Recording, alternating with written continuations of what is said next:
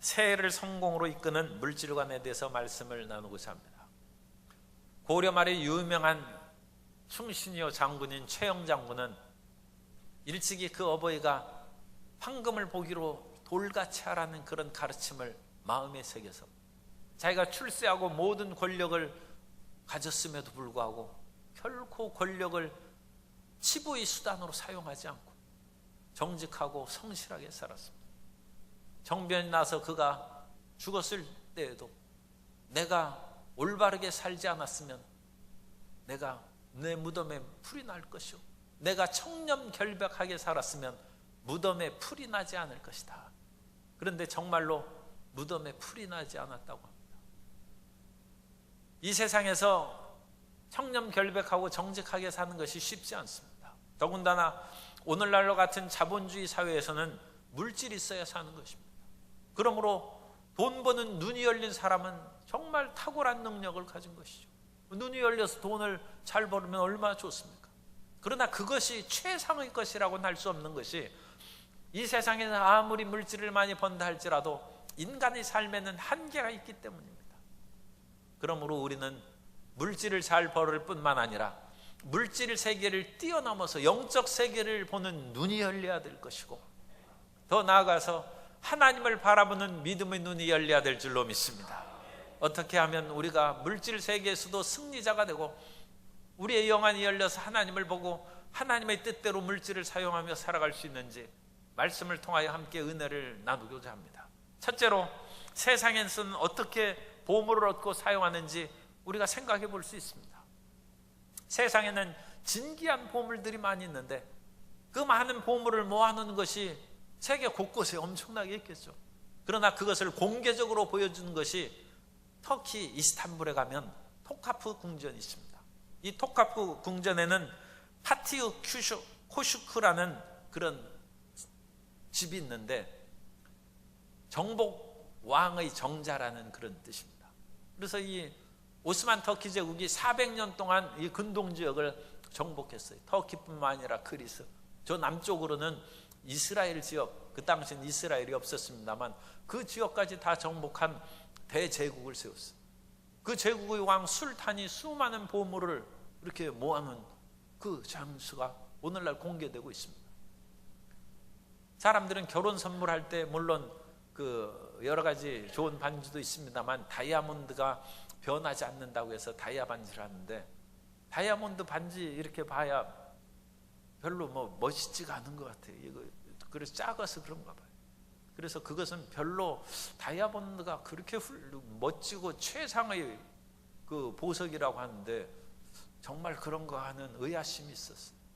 그런데 이 토카프 궁전의 그 보물 전시장에 가보니까 86캐럿짜리 다이아몬드의 주변에 49개의 다이아몬드 작은 것이 장식되어 있는데 눈이 번쩍 뜨이더라고요.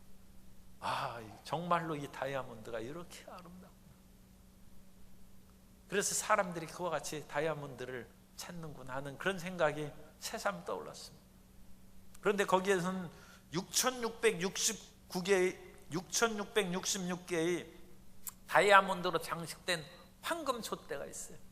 그리고 황금 촛대에 불을 켜면 황금도 휘황찬란하지만 6669개의 다이아몬드가 그 빛을 자라서 그 휘황찬란하게 빛나니 얼마나 멋지겠어요.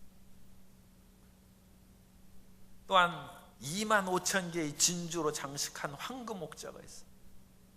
모파상은 진주 목걸이에서 그 목걸이 값을 하기 위해서 그야말로 10년을 고생하면서 돈을 모아서 그 목걸이 값을 갚아주는데 25,000개 그것으로 보좌를 장식했어요. 진귀한 도자기들이 무수하고 휘황찬란한 샹들리에가 그렇게 걸려있고 화려한 장식 가구들이 질비하게 있습니다. 그런데 그것을 어떻게 모아놨는지 우리가 새삼 생각해 보면 과연 정말로 정당하고 바른 그런 물질도 있겠습니다만 그렇지 않은 것도 있을 것입니다. 오늘날 대형 제국의 박물관이라든지 미국의 스미소니안 박물관, 프랑스의 루브르 박물관에는 세계의 진귀한 보배나 세계적인 문화유산들이 즐비한데 자기 나라 것만은 아니죠. 어떻게 모았는지는 저도 알 수 없습니다. 이 세상에서 보물들이 중요하고 모든 사람들의 마음을 끌어당기는 힘이 있지만, 오늘 우리 예수님을 믿는 사람으로서 생각해야 될 것은 그것들이 과연 올바르고 정당하게 소유물로 모아졌는가, 그것을 생각하는 것입니다.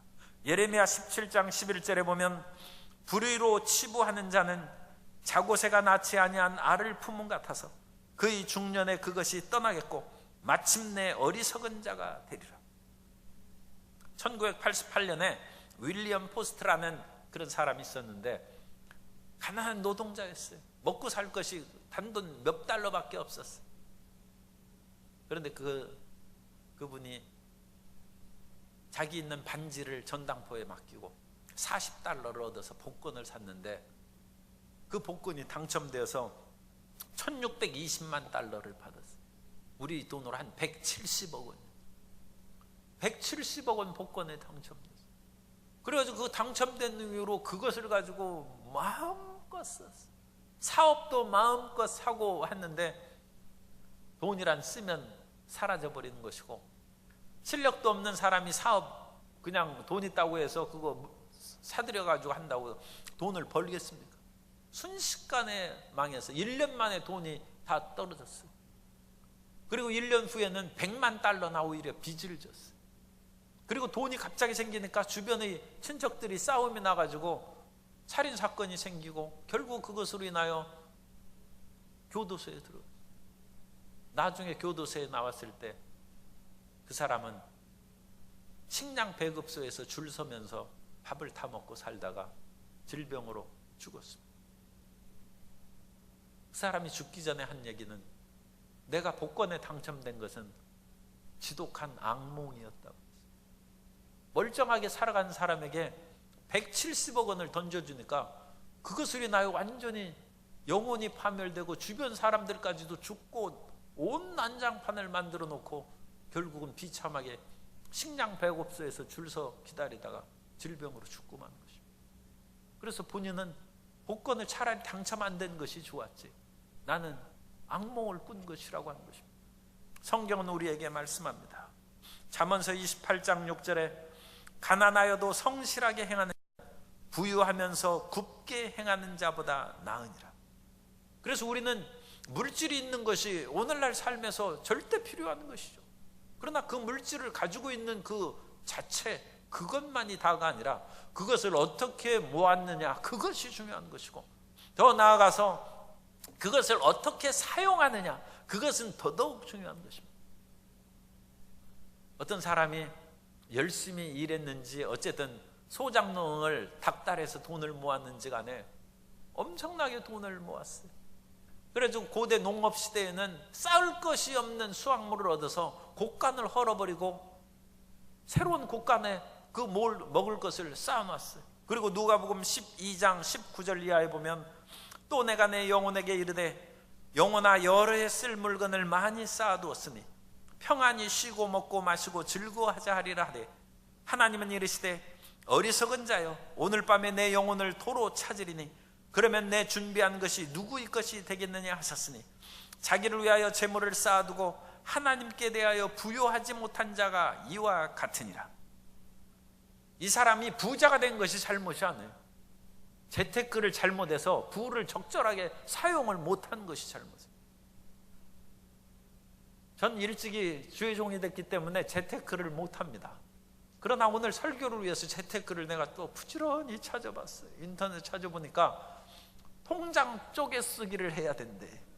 오늘날은 월급이 이제 통장으로 들어오지 않습니까? 그걸 가지고 그냥 생활비, 저축, 온갖 문화생활, 아이들 학원비, 온갖 그런 것을 한 통장에서 쓰면 돈이 부족해진다. 그러니까 그런 돈을 생활비 얼마 떼놓고, 목돈 마련을 위해서 저축, 적금들 돈 떼놓고, 자녀 학비, 또 문화생활비, 그런 것을 골고루 떼놓고, 집을 이제 얻었으면 대출금 이자 갚아야죠. 그런 걸 떼놓고, 예컨대 그렇게 따로따로 통장을 쪼개 써놓고 한 군데가 비어놓으면 없는 대로 지켜야죠. 만일 생활비가 떨어졌다 그러면 할 수 없이 그냥 밥하고 간장 찍어서 먹는 것이죠. 그렇게 해야 돈을 모으고 올바르게 살아갈 수 있다. 한정된 물질을 그것을 적절하게 활용하지 않으면 그 올바르게 생활할 수 없다는 것입니다. 그런데 더 나아가서 재테크의 방법에서 그렇게 열심히 해가지고 목돈을 마련했어요. 그러면 오늘날 그 목돈을 정기예금만 하면 이자가 너무 낮아가지고 물가 상승률에 못 미쳐요. 그럼 이거 손해죠. 그러니까 그 돈을 얼마는 안정적인, 그것이 이제 큰 장점이죠. 안정적인 정기예금도 하고, 그 다음에 다른 돈은 부동산 투자라든지 주식 투자 같이 약간 투기성이 있으면서 그것은 굉장히 돈을 잘하면 2배로도 벌 수 있어요. 그런 곳에서 투자하는 것이 재테크의 길이다는 것을 제가 읽어봤어요. 그런데 그걸 보면서 이래가지고는 안 된다. 이 재테크의 노하우가 충분하지 못하다. 그것을 제가 생각한 것이 아까 읽어드린 그 어리석은 부자의 경우입니다. 그 어리석은 부자는 정말로 사업에 성공해서 부자를 했는데 그 재테크를 올바르게 하지 못해서 자기만 누리고 살 것을 생각했지 하나님에 대해서는 일체 생각을 하지 않아서 그냥 어느 날 갑자기 밤에 돌아가셨어요. 그러니까 그 쌓아놓은 재물은 무용지물이 되었다. 크리스찬의 재테크는 그러므로 자기를 위하여 살아가는 한 몫을 떼어놓고 하나님께서 이웃을 사랑하라고 했는데 어찌나 사랑하는지 내 몸같이 이웃을 사랑하라고 했으므로 이웃사랑의 돈을 떼어놓고 그 다음에 하나님을 섬기고 하나님을 나라를 확장하는 데 사용하는 그 몫을 해서 그것이 균형 있게 해놓는 것입니다. 그러면 이 땅에서 우리가 땅에 살아갈 동안에는 우리에게 필요한 물질 그걸 쓰는 것이죠. 그러다 하나님을 향하여 섬긴 돈을 따로 모아놓고 그것을 섬겼으면 영원한 나라에 갈 때 우리에게 풍요로운 재산이 있는 거예요. 그래서 그와 같은 이 땅에서 돈을 버는 것도 중요하지만 그것을 어떻게 사용하는지 그 노하우를 갖는 것이 중요하다는 것입니다. 두 번째, 그러면 우리가 이와 같이 가진 재물에 대해서 어떤 마음을 갖고 살아가야 되는지 우리 마음을 성경적으로 조율을 해야 됩니다. 재물이란 그 귀중한 보물을 뜻하는 것으로 데사우로스라는 그런 단어를 써요. 그래서 아주 좋고 값비싼 것이 보물입니다. 보물. 그래서 좋고 값비싼 것은 우리가 아끼고 지켜야죠. 그런데 좋고 값비싼 그것이 이 세상의 물질만이 좋고 값비싼 것은 아닙니다. 정말로 좋고 값비싼 것은 친구 간의 우정이 될 수 있고 부부 간의 사랑이 될 수 있고 하나님을 경외하는 마음이 참으로 좋고 값진 것입니다. 그런데 우리가 물질의 세계에 산다고 해서 하나님을 경외하는 그 마음을 보물로 바꿔버리면 큰 실패를 하는 것입니다. 이 땅에 살아갈 때는 우리 몸의 세상으로 살아갈 때는 어떻게 살아갈지 몰라요. 그러나 몸을 벗어나서 살아갈 때는 하나님에 대해서 부요치 못한 사람은 큰 낭패를 당하는 것입니다. 그러면 우리는 아무리 좋고 값비싼 물질과 보물이 있다 할지라도 과연 내가 하나님을 섬기는 것으로 이 모든 것을 바꾸지는 않는지 살펴봐야 됩니다. 누가복음 16장 13절에 보면 집 하인이 두 주인을 섬길 수 없나니 혹 이를 미워하고 저를 사랑하거나 혹 이를 중히 여기고 저를 경히 여길 것임이니라. 너희는 하나님과 재물을 겸하여 섬길 수 없느니라. 집 하인이 두 주인을 섬길 수 똑같이 두 주인을 어떻게 섬기겠습니까? 한 주인에 대해서 더 마음을 기울이고 그 주인을 더 잘 섬기면 이제 불공평하게 되는 것이죠.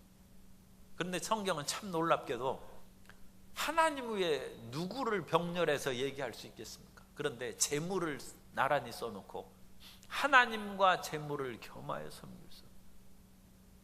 이 세상에 재물이 우리가 눈으로 보고 손으로 만지는 물질이 얼마나 정말로 중요하고 힘을 가졌는지 알 수가 있죠. 그럼 우리가 선택해야 돼요. 과연 하나님을 그와 같이 가치 있고 중요하게 생각하는지 재물을 최고로 생각하고 소위 말해서 재물을 구하기 위해서 하나님께 오히려 나와서 기도하고 그건 주객이 전도된 것이죠.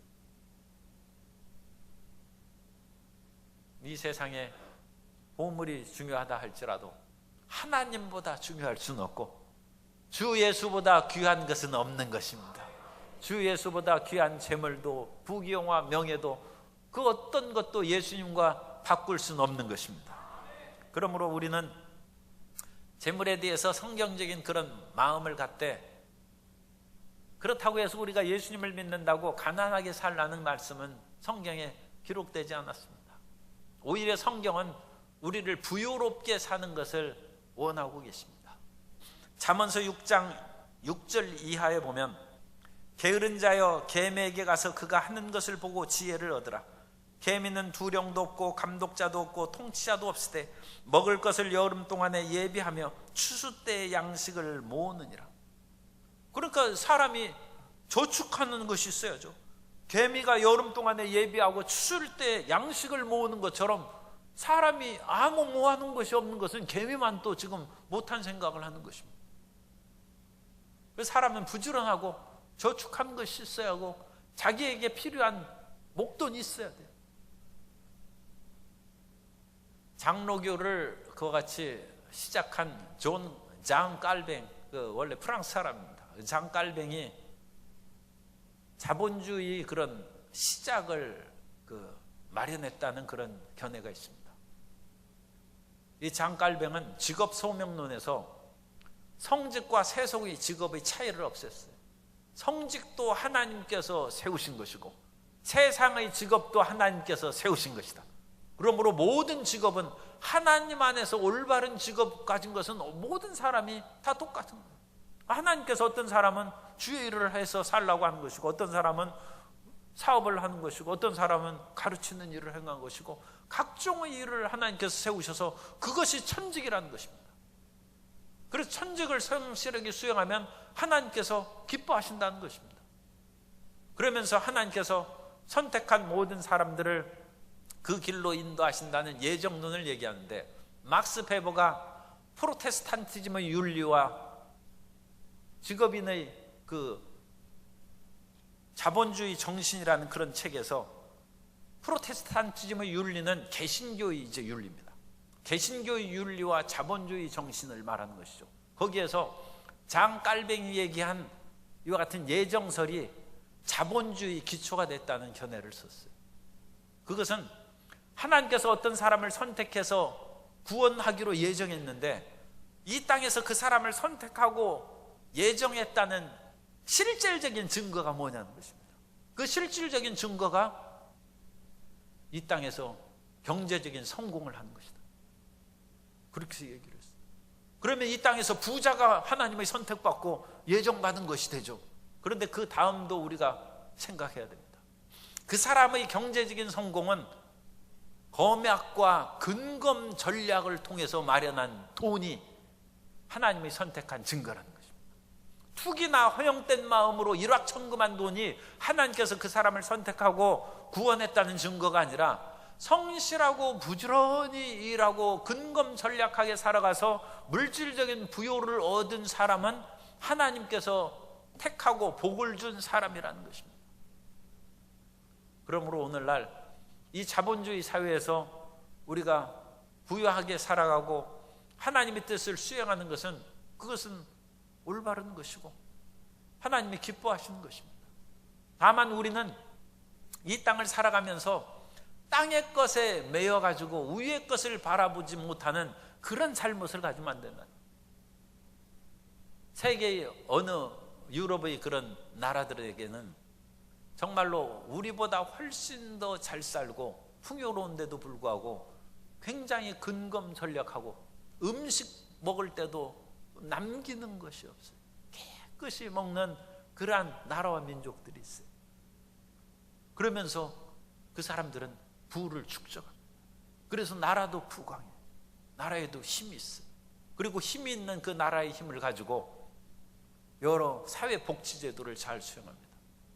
그러니까 결코 허탕하고 방탕하게 물질을 쓰는 것이 전혀 없는 것입니다. 그것이 크리스찬의 올바른 윤리고 프로테스탄티즘의 윤리고 자본주의 바른 정신을 시행하는 것이라는 것입니다. 그런데 오늘날 자본주의가 그냥 뭐 한탕으로 또는 투기해가지고 돈 벌어도 그것이 하나님의 축복으로 벌었다, 그렇게 생각하는 그건 상당히 문제가 있는 것입니다. 그건 잘못 이해하는 것입니다.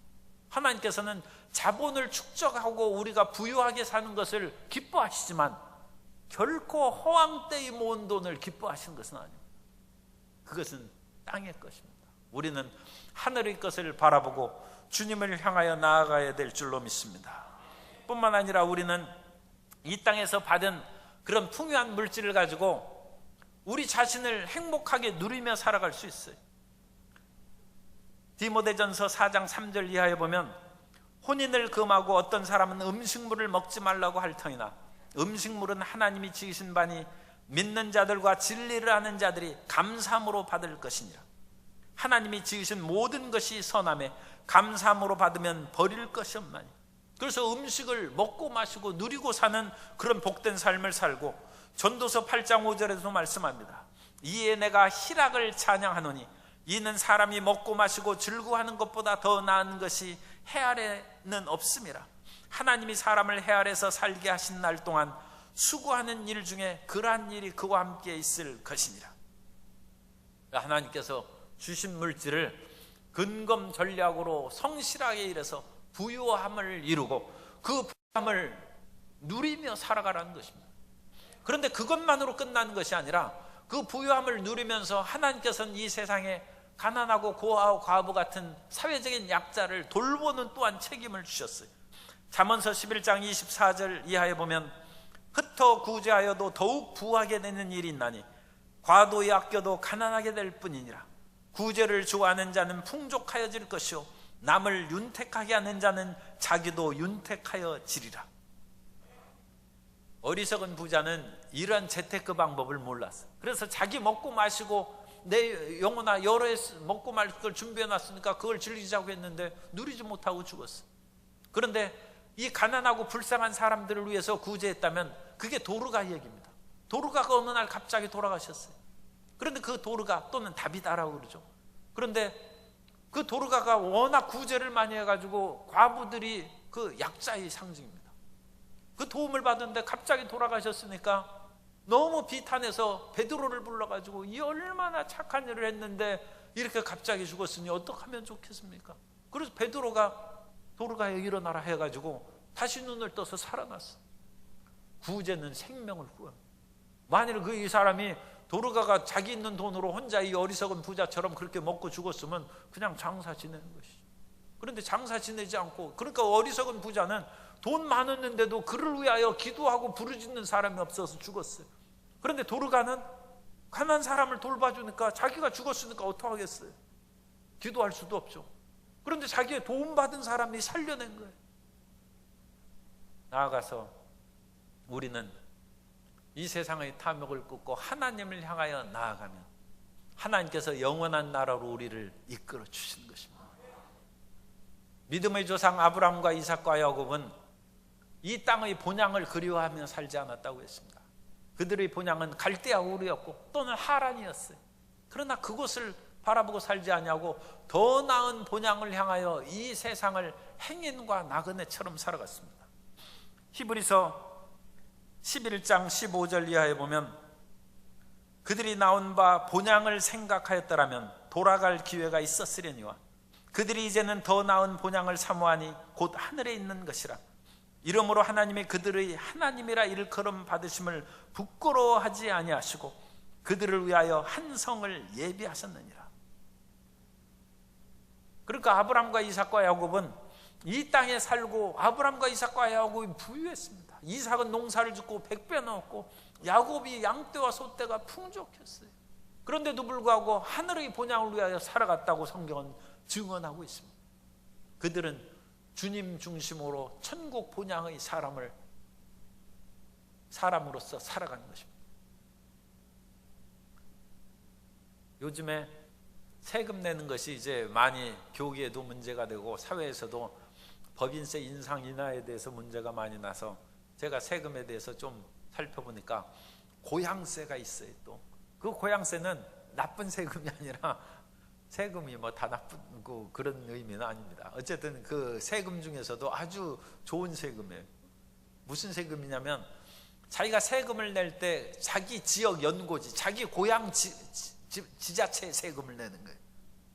그러면 그 세금이 많은 자기 고향 동네가 세금이 막 몰려 들어오니까 그 고향 출신의 사람이 서울이나 인근 각지로 퍼져나가가지고 사업에 성공하고 세상에서 출세해가지고 돈 많이 벌으면 세금 많이 낼 거 아닙니까? 그 세금이 고향으로 막 오는 거예요. 그래서 고향에서 다리도 놓고 노인 복지시설도 만들고 도로도 깨끗하게 만들고, 그러니까 고향 갈 때마다 그 사람 기분이 좋은 거예요. 그리고 거기에서 더 많이 기부를 낸 사람은 아예 고향에 끊어진 냇물에다가 다리를 놔줘가지고 자기 이름 아무개 다리, 그렇게 이름도 써주면 얼마나 보람있고 기쁘겠습니까? 그래서 이 고향세의 도입 문제가 거론되는 것을 제가 보았는데, 천국 고향세가 바로 그거예요. 하늘 본향을 위해서 그걸 살아가는 거예요. 그래서 우리가 고향에다가 그 세금 낼 거 그거 하면 고향에 도움이 되는 것처럼 하늘나라를 바라보고 천국 본향을 위해서 살아가는 것은 하나님을 섬기는 것입니다. 세 번째로, 우리가 천국 본향 하나님을 위하여 섬기는 그런 삶이 어떻게 가능한가? 하늘의 보물을 쌓아두려면 천국을 보는 눈이 열려요. 고향은 우리가 방문하죠. 명문절 때 가서 방문하고 그 굽었던 도로가 깨끗이 하고 지저분했던 그런 진흙탕발이 포장이 돼서 깨끗하게 되면 눈으로 보는 것이죠. 우리도 천국을 보는 눈이 열리면 천국을 향하여 하나님을 위하여 일하면서 살아갈 수 있다는 것입니다. 골로새서 3장 1절 이하에서 말씀합니다. 그러므로 너희가 그리스도와 함께 다시 살리심을 받았으면 위의 것을 찾으라. 거기는 그리스도께서 하나님 우편에 앉아 계시느니라. 위의 것을 생각하고 땅의 것을 생각하지 말라. 우리가 이 세상에서 땅을 밟고 살아갔는데 보이는 것이 땅이죠. 땅을 기대고 그 안에서 살아갑니다. 땅은 우리가 만질 수 있고 볼 수 있고 확인할 수 있는데, 하늘나라는 눈에 보이지도 않고 만질 수도 없고 확인할 수 없어요. 그래서 하늘에 하나님을 섬기고 하나님을 위하여 살아가는 그것이 그래서 어려운 것입니다. 그런데 땅의 것은 눈에 보이고 손으로 만지니까 유혹받기가 쉬워요. 하나님께서 아담과 하와에게 철석까지 당부하셨는데도 불구하고 동산에 있는 모든 나무 열매는 다 먹되 그 중앙에 있는 선악을 알게 하는 나무 열매 그것만은 먹지 말라고 했어요. 그런데 그 하나님의 말씀을 아담이 들었고 아담이 하와에게 얘기해 줬습니다. 하와도 분명히 알고 있었어요. 그런데 하와가 어느 날 가서 뱀의 유혹을 받아서 가지 말라는 거기에 가서 딱 보니까 그 선악을 알게 하는 나무 열매가 먹음직도 하고 보암직도 하고 지혜롭게 할 만큼 탐스럽지도 않니라. 그것을 따먹고 자기와 함께한 남편에게 주었다. 땅의 것은 그만큼 하나님의 말씀을 물리치고 유혹할 만큼 강렬합니다. 우리가 아골골짝 빈들에도 복음 들고 가으리라 하는 그 주인공이 아간이에요. 아간과 그 가족들이 아골골짜기에 돌 맞아서 죽었어요. 저주의 골짜기입니다. 그래서 우리는 저주의 골짜기까지도 복음 들고 간다는 그 사명을 얘기하는 것이죠. 그런데 아간이 왜 거기에서 아골골짜기에서 죽었습니까? 하나님께서 여호수아에게 명령하셨어요. 여리고를 정복하되 여리고는 하나님의 능력으로 정복하였은즉 절대로 그 안에 있는 모든 물건을 개인적으로 취하지 말고 하나님께 바치라고 했어요. 그런데 아간이 군인으로 가서 거기를 정복하다 보니까 신할산 외투라는 그야말로 오늘날로 시가하면 최고급 외투가 거기 있고 은덩이와 금덩이가 200세겔의 은덩이 50세겔의 금덩이가 있는 거예요. 그걸로 보고 눈으로 보니까 손으로 만져지니까 땅의 것으로 마음을 뺏겨서 여호수아를 통하여 주신 하나님의 말씀을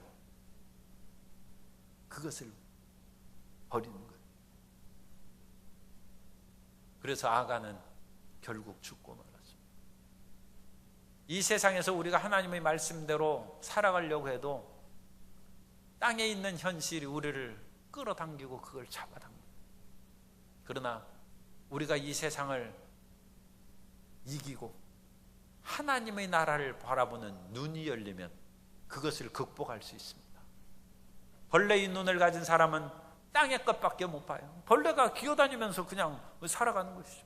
그러나 새의 눈을 가진 새는 하늘에서 다 보는 거예요. 그래서 조감도를 그리지 않습니다. 우리에게 천국의 눈이 열리면 천국을 바라보며 살아가게 될 줄로 믿습니다. 벌레의 눈을 갖고 땅의 것을 살아가는 것은 벌레죠. 우리는 땅에서 살지만 하늘의 그런 세계고 열린 사람이요, 그리스도 예수의 은혜로 말미암아 예수님과 같이 보좌 우편에 예수님과 함께 앉아있는 사람이 됐는데, 그 천국의 눈이 열린 사람으로 살아가야 될 줄로 믿습니다. 그래서 그 길을 바라보면 우리가 땅의 것을 이기고 살아갈 수 있는 비전을 갖고 용기와 힘을 갖게 되는 것입니다. 마가복음 15장 37절 이하에 보면 예수께서 큰 소리를 지르시고 숨지시니라. 이에 성소 휘장이 위로부터 아래까지 찢어져 둘이 되니라. 예수를 향하여 섰던 백부장이 그렇게 숨지심을 보고 이르되 이 사람은 진실로 하나님의 아들이었도다 하더라. 백부장의 신앙 고백을 제가 읽어드렸습니다. 이 백부장은 로마의 군인으로 예수님의 사형 집행을 한 백부장입니다. 그래서 예수님을 십자가에 못 박은 일을 다 지켜보고 지금 지키고 있는 거예요. 그런데 예수님께서 양손과 발에 대못이 박혀가지고 하늘과 땅 사이에 높이 달렸어요. 그 예수님이 얼마나 고통을 당하는지 이 백부장이 그거 뻔히 보고 있어요. 그런데도 불구하고 예수님께서는 자기를 못 박은 사람들, 자기 옷을 제비 나눈 사람들에게 아버지여 이들의 죄를 용서하여 주셔서, 그들이 하는 바를 알지 못합니다. 아니 지금 고통 가운데 못 박혀서 피를 흘리고 있는 사람에게 그야말로 그 잘못하면 욕이 나오고 그럴 판이죠. 그런데 저들의 죄를 용서하라고 합니다. 주님께서 그 모든 것을 참으시고 다 이루었다 하시고, 주님께서 어떤 사람은 고통 가운데 믿음이 흔들린 사람이 있어요. 그러나 예수님은 그 죽음의 고통에서 아버지여 내 영혼을 아버지께 부탁하나이다. 그리고 그 영혼을 주님께 맡기는, 그것을 보고 십자가를 통하여 이 로마 군인이 예수님이 하나님의 아들이라고 고백하는 것입니다.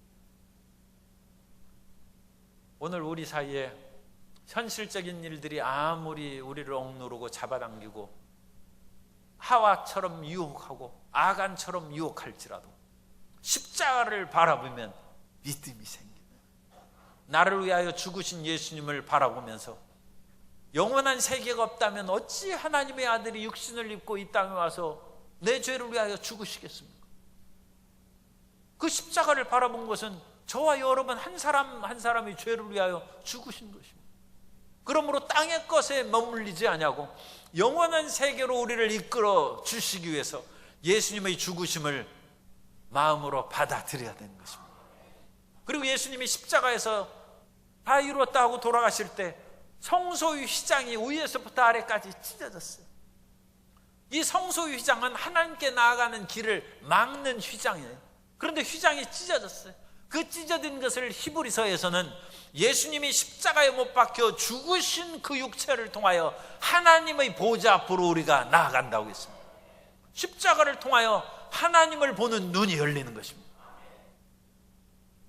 십자가를 통하여 천국이 열리는 것이고, 십자가를 통하여 하나님을 보게 되는 놀라운 은총을 얻게 되시기를 주님 이름으로 축원합니다.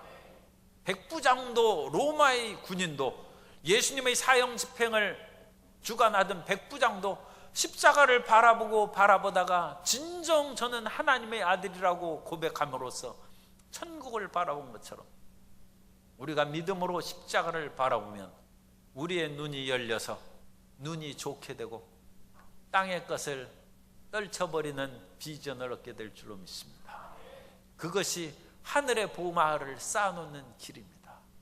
오늘 읽은 말씀 가운데 눈은 내 몸의 등불이니 그러므로 내 눈이 성하면 온몸이 밝을 것이고 눈이 나쁘면 온몸이 어두울 것이다. 아담과 하와, 아가는 눈이 나빠졌어요. 금덩어리를 보고 눈이, 시야가 가려졌어요. 그래서 그 몸이 나빠져서 도둑질하는 손이 되어서 선악을 알게 하는 열매를 따먹고 금덩이 은덩이를 훔쳤습니다. 눈이 나쁘면 나쁜 짓을 하는 것이고 눈이 성하면 착한 일로 나아가는 것입니다. 천국의 눈이 열리면 천국의 사람으로 살아가는 것이고, 땅의 것만을 바라보면 땅의 사람으로 살아가는 것입니다. 바라보는 눈이 열리면 우리 안에 찬란한 천국의 아름다운 영광이 있은즉 죽음이 두렵지 않아요. 이 땅의 것만 바라보는 사람은 죽으면 어떡하나, 그야말로 낙심과 두려움이 가득하죠. 그래서 천국을 바라보는데 그건 이상한 거예요. 눈이 열렸는데. D.L. 무디 목사님이 마지막 돌아가실 때 이 말을 합니다. 땅이 물러가고 하늘이 보이도다. 나는 그 문을 통과하고 있다. 나를 다시 부르지 말라. 이것이 죽음이라면 달콤하다. 드와이트 아이린 이 손자들입니다. 어릴 때 이제 죽은 손자들의 얼굴이 보이는구나. 그럼으로써 두려움 없이 천국에 입성하는 얘기를 기록했습니다. 오늘 이 땅에서 참으로 그리스도인답게 슬기로운 재테크를 해야 되는데, 그것은 하나님께서는 우리 모든 사람이 부자가 되기를 원하신다는 것입니다. 우리 모든 사람이 부유하기를 원하십니다. 특별히 사도 바울처럼 일부러 가난하게 된 사람으로 그 사람들이 있어요. 그러나 일반 모든 사람들은 하나님께서 개미처럼 부지런히 일하고 성실하고 근검전략하여 풍요함을 갖기를 원하십니다. 그러므로 반드시 쌓을 것이 없도록 풍요한 복을 2018년도에도 내려주실 줄 믿습니다. 그런데 그 부를 가지고 우리 성도님들이 자신을 위하여, 가족들을 위하여 누릴 뿐만 아니라 하나님께서 원하시는 이웃사랑을 실천하여 구제를 좋아하는 자는 더 풍족하게 되고 남을 윤택하게 되는 자는 더 윤탁하게 하는 복을 누리게 되시기를 주님 이름으로 축원합니다. 나아가 하나님의 나라와 교회를 섬기는 일에 헌신함으로써 보물을 하늘에 쌓아두는, 그러므로 하늘나라에 가서도 하나님의 칭찬받고 풍요한 은혜를 누리는 복된 성도님이 되시기를 주님 이름으로 축원합니다.